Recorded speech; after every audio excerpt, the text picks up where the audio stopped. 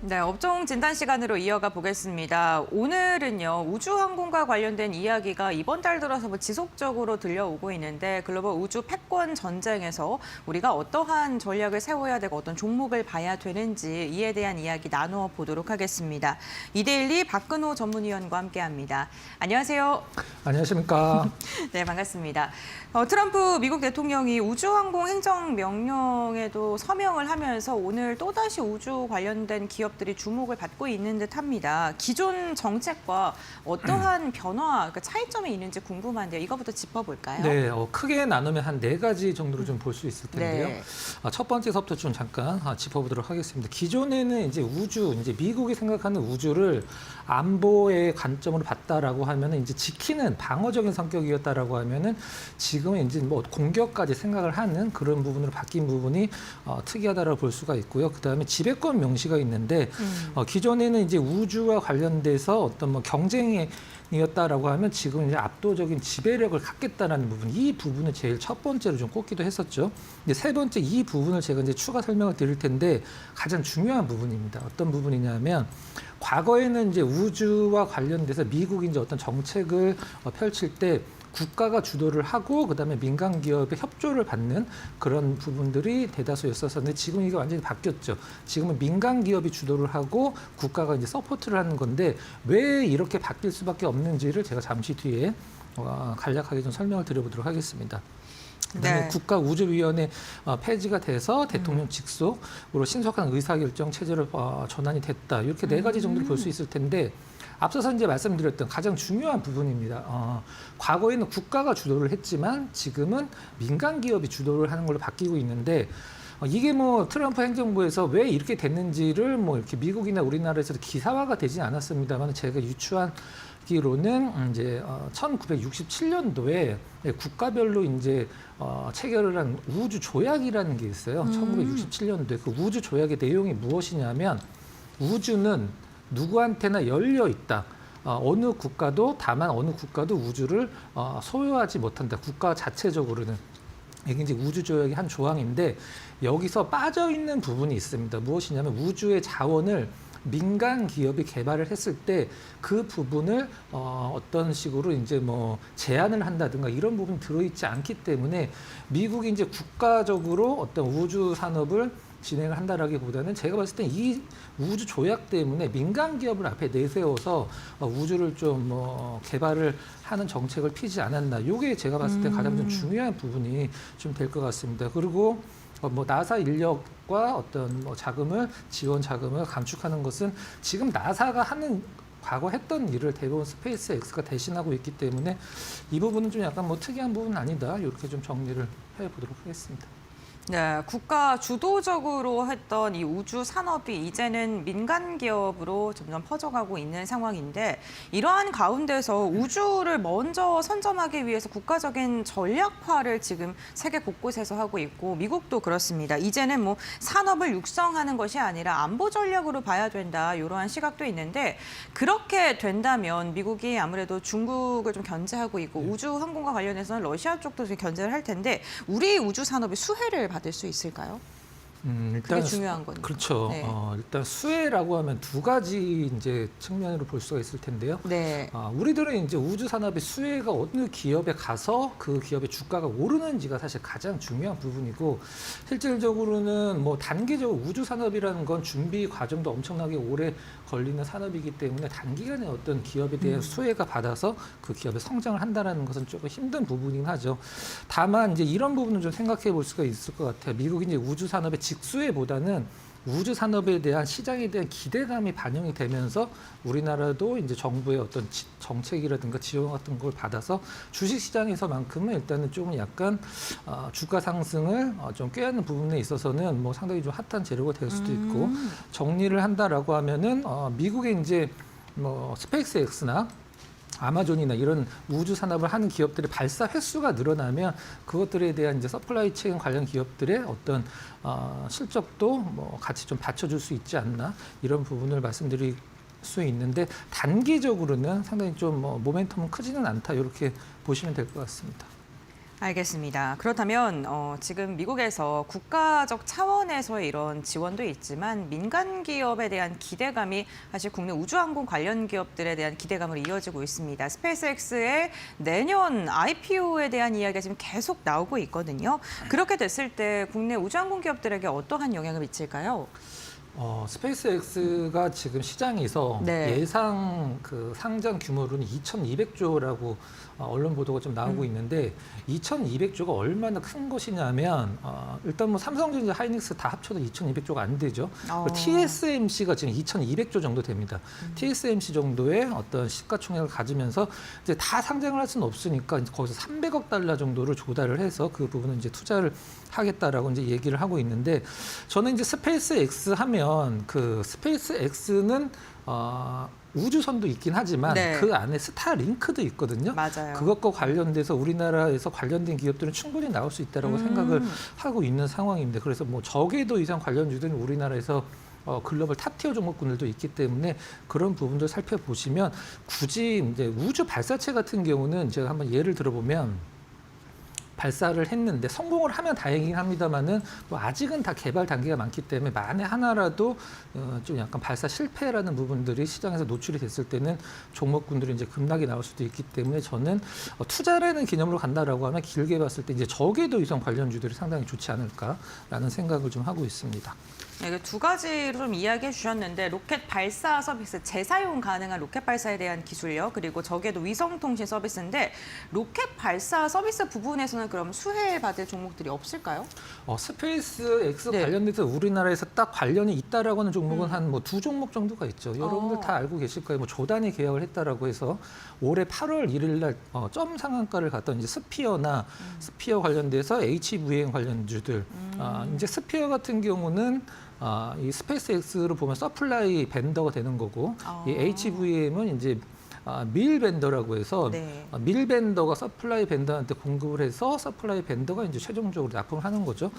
그때 당시에 이제 뭐 엄청난 규모였었죠. 10년 동안 뭐 1조 원이 넘는 계약이었기 때문에 특수사건 관련돼서 그 기업들의 주가가 지금 시장에서 가장 좋고 나머지 종목군들은 저는 이제 우리나라에서는 지금 방산주들이 우주 관련된 산업을 대부분 방산주들이 관련 기업으로 이제 맞아요. 노출이 되어 있기 때문에 이 방산주들에 대한 시장의 재평가도 한번 좀 나올 가능성이 있지 않을까 이렇게 좀 생각을 하고 있습니다.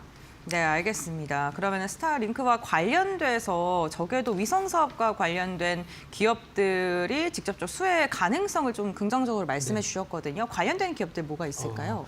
전 세계 탑티어 기업이 우리나라에 있죠. 이제 인텔리안 테크인데 네. 저궤도 위성이 왜 어려운 기술인지를 우리가 한번 이해를 하고 넘어가야 돼요. 왜 네. 그러냐면 고궤도 위성은 고궤도 위성이 있고 저궤도 위성이 있죠. 고궤도 위성은 지구의 자전 주기와 속도가 똑같이 움직이거든요. 위성이. 그래서 이 지상에 있는 안테나가 그 위성을 추적을 할 필요가 없습니다. 네. 항상 같은 자리에 있기 때문에. 근데 저궤도 위성은 스타링크가 쓰는 저궤도 위성은 지구의 자전 속도보다 저궤도 위성 더 빠른 속도로 막 돌거든요. 네. 그래서 안테나들이 이제 찾았던 위성이 이제 전파를 잡고 있는 위성이 지나가 버리면 그 다음 위성을 기다려서 전파를 잡아야 되거든요. 계속적으로 찾아야 됩니다. 그래서 그 기술이 굉장히 쉽지 않은 기술인데 과거에는 이제 우리가 보통 스카이라이프라고 해서 이제 접시 형태로 된 안테나를 썼었는데 지금은 이제 그 접시 형태 안테나를 계속 움직였었죠. 근데 지금은 스타링크도 마찬가지고 이 네모난 평판형 안테나가 이제 위성을 잡거든요. 그 기술과 관련돼서 전 세계에서 탑티어 기술을 갖고 있는 게 바로 우리나라 인텔리안 테크죠. 지금 저궤도 위성 통신을 하는 기업이 스타링크만 있는 게 아니라 유럽 쪽은 이제 원앱이라는 기업이 소위 얘기는 꽉 잡고 있는 산업인데 기업인데 이 원앱과 관련돼서 그 안테나를 공급을 하는 게 바로 이제 인텔리안 테크라고 보시면 될 것 같고요. 지금 시장에서 이제 뭐 미래에셋 벤처 투자를 위주로 해서 어떤 그 창투사들이 굉장히 많은 관심을 갖고 있는데 우리나라에서 이 위성, 우주 항공과 관련돼서 진심인 창투사가 한 곳이 있습니다. 그게 바로 컴퍼니 K라는 기업인데요. 컴퍼니 K가 지금 이제 포트폴리오를 보유를 하고 있는 것도 마찬가지고 상장을 시킨 종목군들도 지금 우리나라에서 이제 한국 우주항공과 관련돼서 가장 많은 기업이 컴퍼니 K인데요. 이제 불과 한 1년 안에 한 3개 정도의 우주항공 관련 기업들을 상장을 시켰죠. 뭐 이노스페이스, 컨텍, 루미르 이런 3개 정도 위성 관련된 기업들이 다 이 컴퍼니 K에서 이제 인큐베이팅을 한 기업들이기 때문에 나는 그 창투사들 중에 우주 항공과 관련된 기업들의 포트폴리오를 많이 갖고 있고 인큐베이팅하는 창투사를 한번 좀 투자를 하고 싶다. 그러면 컴퍼니 K가 가장 관련이 있고 우리나라 이제 정부에서 운영을 하는 뉴 스페이스 펀드 운영사가 바로 컴퍼니 K입니다. 이제 정리를 하면 뭐 스페이스 X 하면은 이제 뭐 우주 발사체, 뭐 로켓도 있지만 사실 저궤도 위성도 가장 뭐 현실적인 게 지금은 이제 저궤도 위성이거든요. 관련돼서 유럽의 이제 원액과 같이 네. 활동을 하고 있는 인텔리언테크, 그다음에 창투사 중에서는 컴퍼니 K가 우주와 관련된 가장 큰 기업이다. 이렇게 정리를 하시면 될 것 같습니다.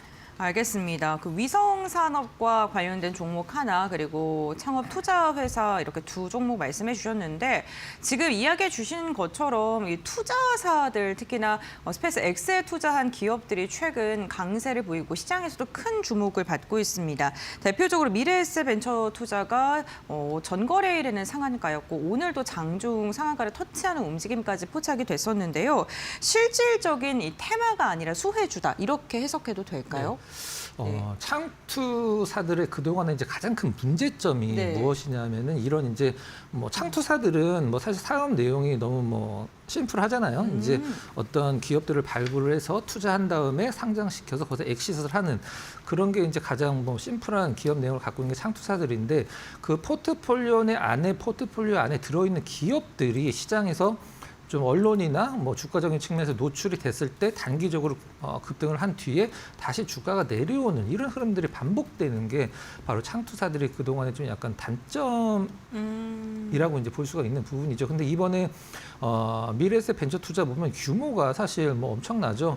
한 2억 7,800만 달러 정도 투자를 했다라고 하는데 원화로 판산을 하면 4천억 정도가 되죠. 여기에서 지금 현재 스페이스 X가 시장이 예상한 대로 한 뭐 2,000조가 넘게 상장을 한다라고 하면은 거의 뭐 10배거가 바로 수익이 난다라고 하죠. 엑시트를 할지 아니면은 뭐 갖고 갈지 모르긴 하겠습니다만은 창투사라는 게 이걸 뭐 엑시트를 안 할 이유가 없죠. 엑시트를 하는 게 목표이기 때문에 그렇다라고 하면은 과거에 창투사들이 어떤 이런 관련된 포트폴리오 안에 들어있는 기업들의 이슈화에 따라서 단기 급등, 그다음에 단기 급락을 반복을 했던 부분을 이번에 미래에셋 벤처 투자가 조금 바꿔주는 어떤 모양새를 나타낼 가능성이 좀 높다라고 볼 수 있고요. 또 이제 얼마 안 돼서 이제 상장을 할 텐데 반도체 기업인 세미파이브 이 기업도 이제 미래에셋 벤처 투자가 인큐베이팅한 기업이거든요. 이 기업과 관련돼서도 시장에서 모멘텀이 생길 가능성이 높다. 이렇게 좀 보시면 될 것 같습니다.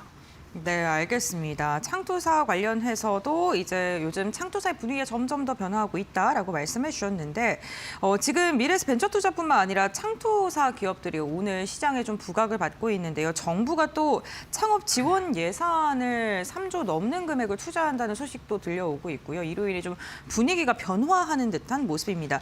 네, 제가 느끼기에는 어쨌든 이 창투사라는 게 경기가 좋아야지 수익을 좀 받을 수 있는 그런 게 있잖아요. 그렇죠. 전반적으로 봤을 때. 근데 지금 불경기인데 아무리 정부가 예산을 투자한다고 하더라도 이 관련된 섹터군 자체가 살아날 수 있을까요?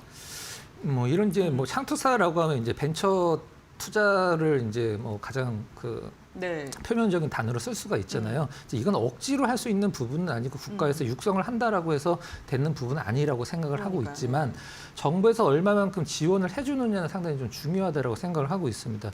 이번 정부 극초기 때 지금 이 대통령께서 이제 말씀하신 부분 중에 이런 부분이 좀 있었어요. 벤처 투자 시장에 40조 원을 일단은 지원을 하겠다. 그래서 육성 기대감 때문에 그때도 당시에 이제 뭐 그 창투사들이 좀 움직임이 좀 나왔었는데.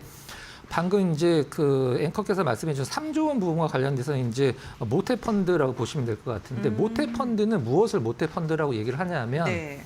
정부가 어떤 기업들한테 직접적으로 투자를 하는 게 아니라 그 돈을 창투사한테 뿌려줍니다. 그럼 그 창투사가 그 관련된 기업들한테 투자를 했을 때 그걸 모태 펀드라고 얘기를 하는데 지금 현 정부에서 이 모태 펀드 관련돼서 예산을 굉장히 많이 늘리고 있고 지원 금액도 상당히 좀 크게 증가를 시킬 것이다라고 이제 공언을 하고 있기 때문에 이 창투사들도 지금 실질적으로 이제 저평가 관련된 기업들도 많이 있고, 이제 단기적으로 이제 시장의 어떤 분위기도 중요하긴 합니다만은 제가 봤을 때는 분위기 좀 탄 것 같아요. 그리고 가장 또 눈여겨봐야 될 부분이 무엇이냐면, 2030년도까지 이번 정부에서 이제 발표를 한 부분인데 유니콘 기업과 데카콘 기업을 50개를 육성을 하겠다라고 이제 발표를 했습니다. 이건 이제 뭐 키우겠다라고 해서 키워지는 건 아니긴 합니다만은 이게 가능성 있는 기업들한테 그만큼 좀 투자를 하겠다는 뜻이죠. 유니콘 기업은 10억 달러를 이제 의미를 하는 거고, 데카콘 기업은 이제 100억 달러를 의미를 하는 건데, 사실 이런 부분들은 이제 벤처 기업들, 그리고 벤처 기업들을 육성하는 이 창투사들한테까지 온기가 전해지면서 주가적인 흐름까지 연결될 가능성이 상당히 높다. 이렇게 뭐 정리를 하도록 하겠습니다. 네, 알겠습니다. 오늘 박근호 위원과 함께 우주항공과 관련된 산업에 대한 이야기 나눠봤고 그 연장선상으로 창투사와 관련된 투자 포인트까지 짚어봤습니다. 오늘 해주신 말씀 투자 전략 세우시는데 참고해 보시길 바라겠고요. 위원님과의 말씀 오늘 여기까지 나누겠습니다. 고맙습니다.